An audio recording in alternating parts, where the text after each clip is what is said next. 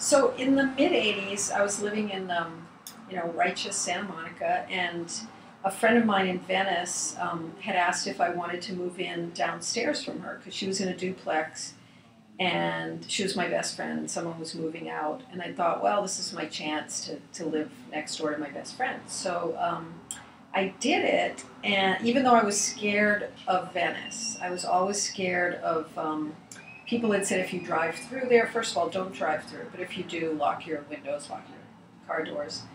And so I was had a little trepidation, but I went, and it turned out to be a fantastic time living there, because there were two duplexes next to each other in a little compound, and we were all single people, artists in our 30s, and it was a great sort of communal experience. We shared meals a lot, we'd have picnics, we had an outdoor sort of patio area that was shared. We had a little organic garden, we all had cats, we'd take care of each other's pets.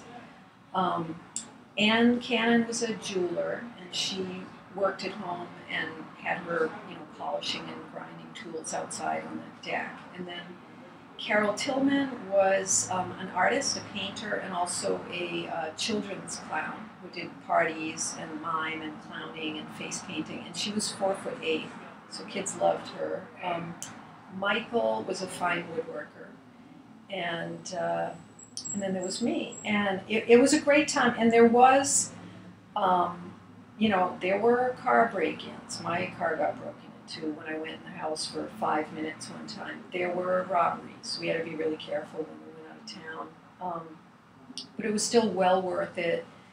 A lot of interesting people on the street. And still at that time, it had more of a sort of a bohemian feel to it. Anne was sort of a very ex-hippie person, and actually he was even dating a homeless guy at one point that she met, and he would come periodically, and she'd feed him all the time and stay over occasionally, and they'd rescue kittens and that kind of thing.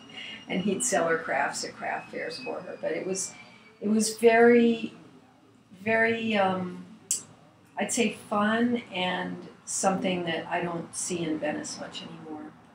Fun time. And let's see. What's next? Oh yeah, about 15 years later, after I moved out, because it all did come to an end at some point, the landlord was kind of a crazy guy who wasn't living in town at first, and so it was really great. He was actually an architect and had done some beautiful, interesting, funky details in the house that we really loved. But when he came back to town, he started harassing everyone and hanging out every day and ripping out plants and ripping out property, and started harassing people. So eventually we all had to leave, basically.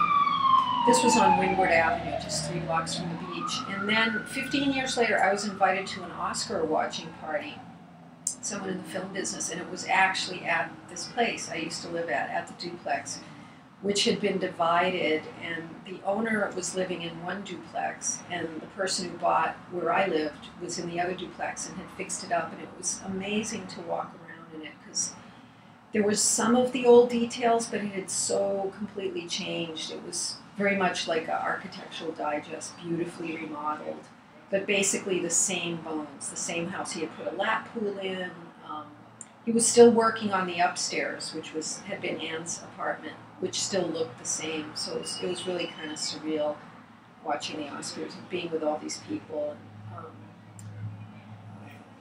in this apartment that I had once lived in what was a different world, really. And apparently Jack, the landlord, was still living next door, and the guy had a restraining order on him so that he couldn't harass him. Oh, I'm sorry.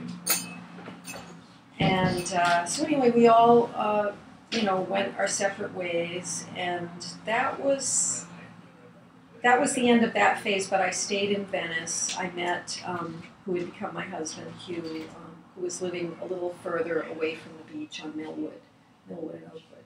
So that's my next story.